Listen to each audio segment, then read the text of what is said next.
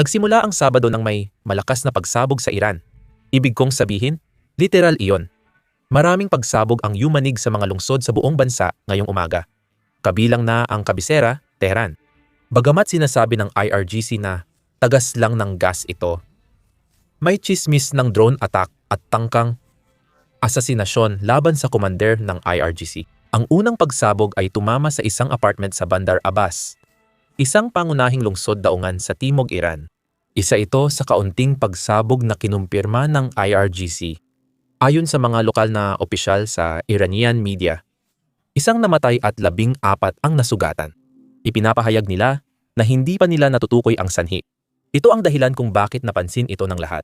Matapos ang pagsabog, kumalat ang mga haka-hakang si Ali Reza Targhiri, commander ng hukbong dagat ng Iran, ang target nito. Kita mo, ang gusaling target sa lungsod ay malamang na pagmamay-ari ng IRGC at mga ahensiyang panseguridad. Pinalibutan ito ng mga tinik na alambre at iba pang mga panseguridad na hakbang para matiyak na ito ay protektado. Lalo lang nitong pinatindi ang spekulasyon. Pero agad pinabulaanan ng IRGC ang mga chismis at sinabing walang asasinasyon. Buhay pa ang komander. Pagkatapos, tumuloy tayo sa ikalawang pagsabog sa timog ng lungsod ng Awas. Mas malaki ito. Sabi ng mga ulat ng Iran, kakilakilabot daw. Patuloy pa ang investigasyon. 2 tao ang nailigtas mula sa guho ng buhay. Ngunit 4 na miyembro ng isang pamilya ang namatay. Pagkatapos ay nagkaroon ng ikatlong pagsabog. Sa pagkakataong ito ay sa mismong kabisera na lungsod ng Tehran. Mas mahirap patunayan ang insidenteng ito. May mga larawan tayo pero walang video. Sa 2026, mas madali nang pekein ang larawan kaysa video. May mga nagsabing may drone na nakita bago ang sunog. Walang opisyal na kumpirmasyon, kaya hintayin pa natin. Habang tinatapos ko ang video, may isa pang pagsabog. Ngayon sa Guam, batay sa mga video at ulat, may makapal na itim na usok mula sa isang malakas na pagsabog at bukod pa dyan, may mga reconnaissance helicopter sa paligid ng lugar na sinusubukang alamin kung ano ang nangyari. Ngayon ang tanong ay, sino ang responsable sa lahat ng ito? Opisyal nang itinanggi ng Israel ang kaugnayan dito. Hindi nito tiyak na wala silang kinalaman, pero ayon sa pahayag nila, hindi sila ang may gawa. Mukhang hindi rin gawa ng Estados Unidos ito. Pati pro-Iranian online, hindi sinisisi ang Washington. Sino kaya ang may gawa? Hindi pa natin alam. Pero may 4 na pagsabog sa isang araw at posibleng mas marami pa sa iba pang lungsod habang naghahanda ang bansa para sa digmaan. Sa tingin ko, hindi ito nagkataon lang. Nagbigay ng bagong deadline si Pangulong Trump sa Iran para makipag-usap bago simulan ang aksyong militar. Narito ang kanyang pahayag. Pero bago natin pag-usapan yan, siguraduhin mong pindutin ang subscribe button sa ibaba. Malaking tulong talaga ito sa amin sa algorithm. Ngayon, panoorin natin ang clip. Nagbibigay ka ba ng anumang deadline sa Iran para makipagkasundo bago gumawa ng posibleng aksyon? Sila lang, siguradong alam nila. Naiparating mo na ba yan sa iba? Naiparating ko na. Para sa Kung plano mong bawasan ang federal na pamahalaan doon, Makikita natin ang magiging wakas nito. Kailangan nilang magpalutang-lutang malapit sa Iran pero mahirap ang kalagayan doon. Kaya pinigilan ko ang 837 katao gaya ng alam mo nung nakaraang linggo na bitayin. Bibitay na sana ang 830 na kaayos na lahat. Tinitingnan ko ang mga tao sa likod ko at sinasabi nila, anong karera ang mas maganda kaysa doon? Bibitayin na sana nila ang 837 katao at sinabi ko sa kanila, kung gagawin ninyo yan, magbabayad kayo ng presyo na hindi pa naranasan ng iba. Umatras sila. Naintindihan ko na maraming namamatay kaya aantayin natin ang susunod. Gusto talaga nilang makipagkasundo. maliwanag ang mensahe. Nauubos ang oras, may kaunting panahon pa para sa diplomasya, ngunit mabilis itong nawawala. Hindi pa rin pumapayag ang Iran sa kasunduan, nananatili ang armada, at may mga pagsabog na tumatama sa mga lungsod ng Iran. Galing sa lahat ng direksyon ang pressure. At ito ang malaking pagbabagong nangyari kahapon. Ang Saudi Arabia, na noon ay humihikayat kay Trump na huwag atakihin ang Iran, ay mukhang nagbago na ng posisyon. Kung sinusubaybayan mo, alam mo na kamakailan, pinilit ng Saudi Arabia, United Arab Emirates at Oman ang administrasyon ni Trump na huwag umatake, lalo na noong may protesta. Nag-aalala sila tungkol sa posibleng paglala ng tensyon sa rehiyon. Ngayon, nag-iba na ang kanilang posisyon. Nitong mga nakaraang linggo, bumisita ang Saudi Defense Minister sa Washington at nakipagkita sa Trump administration. Matapos ang mga pagpupulong, naglabas siya ng pahayag na sumusuporta na ang Saudi sa pag-atake. Ayon sa kanya, kung magbanta si Trump ng aksyong militar pero umatras, lalo lang nitong pinapalakas ang rehimen ng Iran. Nagpapakita ito na hindi epektibo ang banta ng Amerika sa Saudi, na delikado lalo't matagal na silang may malamig na digmaan laban sa Iran. Hayagang tinatalakay ng mga ayatollah ang pagpapalaganap ng Islamikong Revolusyon sa buong gitnang silangan, pati Saudi. Pero may problema. Natatakot pa rin ang Saudi at iba pang gulpo na lumala ang sitwasyon. Nagbabala ang ministro ng depensa at opisyal ng gulpo na posibleng magdulot ng malaking digmaan sa rehiyon ang mga pag-atake, kaya't nais nilang maiwasan ito. Naipit ang mga bansa sa gulpo. Kapag di tumupad ang United States, lalakas ang Iran. Kung umatake naman ang United States at lumala ang sitwasyon, sila naman ang magiging target. Wala talagang magandang option, kundi yung hindi lang masyadong masama. Marahil kaya pumirma ang Saudi ng bagong kasunduan para sa dagdag na Patriot missiles, mga depensa sa himpapawid. Ina-anticipate ba nila ang ganting aksyon ng Iran? O normal lang itong pagpapalawak ng depensa? Mahirap sabihin, magkomento lang kayo sa ibaba kung anong palagay ninyo. Para sa akin, may ibig sabihin talaga ang timing nito ngayon. Sa gitna ng kaguluhan at pagsabog sa Saudi, nagsalita na rin ang mga opisyal ng Iran at intrigante ang kanilang pahayag. Nagbigay ng pahayag ang Pangulo ng Iran matapos ang ilang linggo. Sinisisi ang Estados Unidos sa mga protestang anyay kaguluhan mula sa ibang bansa. Siyempre, sa ganitong mga sitwasyon, sa kasamaang palad, alam naman natin lahat. Siyempre, sa kasamaang palad, alam naman natin ang mga ganitong kalakaran, maging si Trump, Netanyahu o ang mga Europeo. Nag-udyok sila lumikha ng pagkakabahabahagi at inarmasan pati inosenteng tao para isama sa kilusan at itinapon sa kalsada. Ginagawa nila ito para pagwatak-watakin ng bansa ayon sa kanila at magdulot ng alitan, galit at pagkakabahabahagi sa mga tao.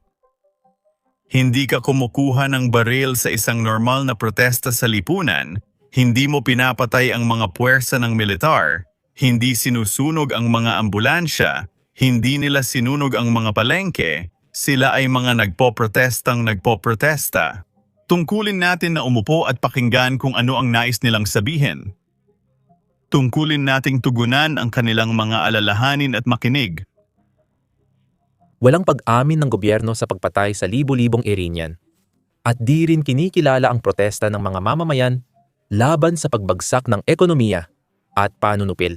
Amerika at Israel lang ang gumagawa nito. Nakakatawa man, naglabas ng pahayag ang United States Central Command na nananawagan sa IRGC na iwasan ang mga kilos na magpapalala ng tensyon sa dagat. Naganap ito isang araw matapos i-anunsyo ng Iran ang 2 araw na live fire naval exercise sa Strait of Hormuz. Iyan ang makitid na bahagi kung saan dumadaan ang 20% ng pandaigdigang langis. Ang ehersisyo ay mensahe. Atakihin ang Iran. Isasara nila ang kipot. Kasabay ng anunsyo ng ehersisyo, naglabas din ng pahayag ang Iranian na kalihim ng panlabas.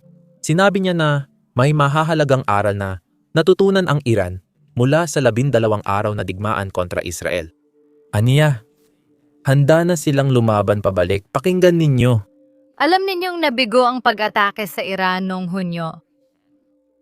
Hindi nila naabot ang alinmang naunang itinakdang target at sa huli ay kinailangan nilang humiling ng tigil putukan. If this war is repeated, sa tingin ko, haharap pa rin sila sa parehong pagkadismaya at konklusyon, lalo na ngayon na mas handa kami at may natutunan na mula sa nakaraang digmaan.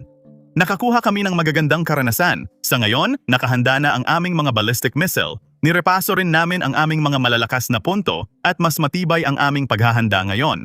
At ito ang pinakamalinaw na mensahe na maaari naming ibigay sa Amerika. Kung may mangyaring pag-atake, tiyak na bibigyan namin sila ng gulat, isang matalim at napakalakas na tugon. Sana matauhan sila gumana ang diplomasya at hindi na kailangan ito ngayon. Di ko alam kung gaano niya pinaniniwalaan ang mga ito. Pero malinaw sa pahayag na ito, hindi sila umatras. Ipinaliwanag ng kalihim ng ugnayang panlabas kung bakit hindi madaling palitan ang rehimen sa Iran. Tulad ng madalas nating pag-usapan sa channel na ito. Kita mo, ang pamahalaan ng Iran ay hindi nakasentro sa isang tao. Hindi ito diktadura. Pakinggan mo ang sinabi niya. May agam-agam ka ba sa pagbabago? Nasaan si Khamenei, leader ng relihiyon ng Iran? Kumusta ang kanyang kalusugan? Ako lang ang nagsasabing ang pagbabago ng rehimen ay panaginip lang. May ilang na humaling dito. Matibay ang ating sistema kaya walang epekto ang pagdating o pag-alis ng tao. Nanatili ang sistema at ipinagpapatuloy nito ang gawain nito. Gaya ng sabi ko, ang Iran ay hindi diktadura ng iisang tao. Malalim ang sistema at libu-libong tao ang nakikinabang dito. Pinalilibutan ng IRGC ang mga puwersa, negosyo at institusyong panrelihiyon. Kaya kahit alisin mo si Khamenei, hindi basta mawawala ang mga taong iyon. May sapat silang dahilan para ipaglaban at panatilihin ang sistemang nagpapayaman sa kanila. Hindi siya nagkakamali. Ito rin ang pagsusuring ginagawa natin dito. Ang pagbabago ng rehimen ay hindi lang pagtanggal sa leader, kundi pagpapalit ng buong estruktura. Sa wakas, sinagot ng kalihim ng ugnayang panlabas kung militar na susuportahan ng Russia at China ang Iran. Mahalaga ito dahil inanunsyo ng media ng Iran na sasali ang Russia at China sa naval exercises, kasama ang Iran sa gitnang silangan. Kaya tamang-tama ang timing ng tanong na ito. Pakinggan ninyo ang kanyang sagot ngayon. Sinabi ninyong palalakasin pa ng Iran ang depensa nila. Ano talaga ang plano ninyo? Nakatanggap na ba kayo ng tulong militar mula sa Russia o China? Inaasahan mo bang sagutin ko ito? Oh. Mas pipiliin kong hindi sumagot. Mahalaga ring tandaan na may ugali ang Rusya na iwanan ang mga kaalyado kapag mataas ang gastos, tulad ng Armenia, Syria, Venezuela, at Iran. Maaring sila na ang susunod, kaya ipapaalam namin sa inyo kapag nangyari iyon. Huwag kalimutang pindutin ang subscribe button sa ibaba. Ako si Sam at magkikita tayo sa susunod na video. Isa sa problema sa paggawa ng ganitong video ay nagpapakita kami ng maraming drone strike kahit walang nasasaktan na tao o sundalong Ruso. Madalas dinidemonetize o nililimitahan ng YouTube ang aming mga video. Nitong nakaraang linggo, 4 na war video namin ang na-demonetize. Sabi ng YouTube, hindi advertiser-friendly ang drone strikes o frontline footage, kaya nililimitahan ang mga ito. Ito ang makabagong digmaan na nilalabanan at sinusubukang pagtagumpayan ng mga Ukrainyano. Naniniwala kami na mahalagang matalakay ang lahat, kaya inilunsad namin ang aming platform, Business Basics. Gawa namin ito mula sa simula kaya wala kaming anumang limitasyon. Hindi namin kailangang i-blur ang aming drone strike, hindi namin kailangang i-blur ang aming mga kuha sa frontline, at hindi rin namin kailangang i-blur ang pagkasira ng mga base ng himpapawid ng Rusya. Bukod pa rito, wala talaga kaming mga ads sa site. Sa ganitong paraan, hindi namin kailangang i-censor ang sarili namin dahil lang hindi masaya ang mga advertiser sa mga tinatalakay namin. Hindi namin pinopondohan ang site sa ads, kundi sa suporta ninyo. Kung interesado ka sa ganitong balita at gusto mong mapanood ang mga video namin ng walang censorship at makakuha ng mga bonus na content na hindi talaga namin pwedeng i-upload dito sa YouTube, siguradong sumali ka sa amin sa basicsinsider.com. Pwede mong i-click ang link sa description or i-scan ang QR code sa screen. Sa pagsali mo, mapapanood mo lahat ng content na na-upload na namin at pati na rin ang lahat ng video na i-upload pa namin sa hinaharap. Bukod pa dyan, susuportahan mo ang aming coverage at ang aming channel. Kaya maraming salamat. Ako si Sam at magkikita tayo sa susunod.